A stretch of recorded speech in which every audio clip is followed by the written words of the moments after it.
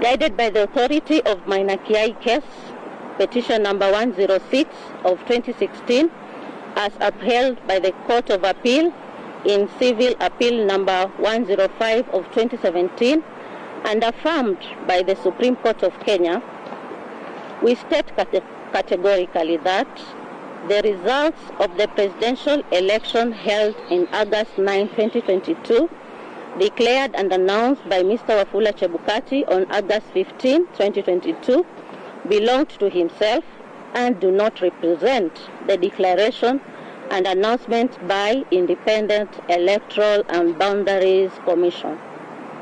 The Commission has to process the results before they are declared and announced by the chairperson.